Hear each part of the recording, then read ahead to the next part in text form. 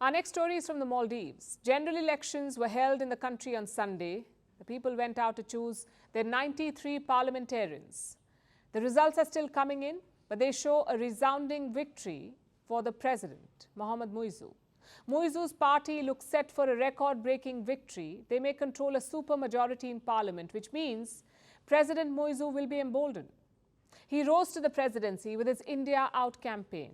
He's been promoting anti-India sentiments to polarize voters, and it seems that the Maldivian people have bought his snake oil. But what's done is done. Now we should look to the future. What does this result mean for India, and how should New Delhi prepare itself? Here's our report. Please elect our candidates for all constituencies in tomorrow's vote.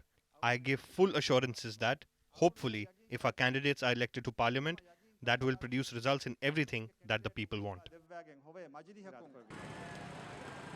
It seems the people of the Maldives believed Muizzu's assurances. They have given him what he asked for: a thumping victory in Sunday's general election. The final results aren't out yet, but Muizzu's party, the People's National Congress or PNC, has taken a commanding lead. They are on course to win over 70 parliamentary seats out of 93. It gives Muizzu a parliamentary supermajority and makes his grip on power unassailable. A result like this is unheard of in the Maldives, and there may be some underhanded causes for this. Local media reports vote buying and an abuse of state resources to influence the election. Muizzu announced a slew of development projects less than 48 hours before election day. Airports, roads, housing and hospitals. Muizzu announced new projects in all these departments. He also issued a decree on polling day, enlarging the administrative areas of some islands. He did this after voting had begun on Sunday, so the timing is definitely suspect. But it doesn't really matter now. Muizzu has won. He will spend the rest of his tenure championing his policies, his anti-India, pro-China policies. As you can imagine, Beijing is quite pleased with how things turned out.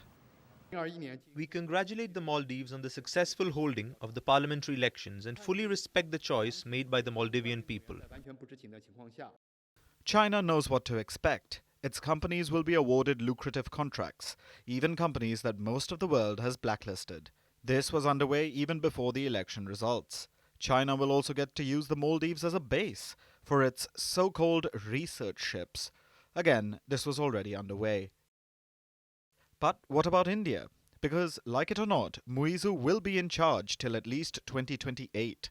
So what should New Delhi expect? Well, India should be ready for a period of sour relations.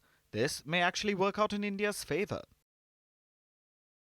The Maldives as a vacation destination is already on the wane. The number of Indians going to the country has declined. It's down by 38% compared to last year. If India can capitalize, then local tourism may benefit. Lakshadweep could profit if India takes advantage of the situation. But this may be the only silver lining. Muizzu's victory paints a bleak picture in other departments. Take the Indian Ocean. It'll now be heavily contested and become another arena for the India-China rivalry. Then there's the game of influence. Any progress on one front, like Bhutan, Nepal or Bangladesh, might be met with a fresh diplomatic setback on the other side of India. And finally, New Delhi should ready a bailout fund. China is known for its debt traps. Sri Lanka collapsed in 2022. India had to bail them out. Nepal is facing mounting debt, thanks to some illogical Chinese projects. The same Chinese companies are now active in the Maldives. So eventually, India may need to help its wayward neighbour. Even if the Maldives has voted against India, New Delhi has always come to help its old friends. If not today, maybe Malé will appreciate this in the years to come.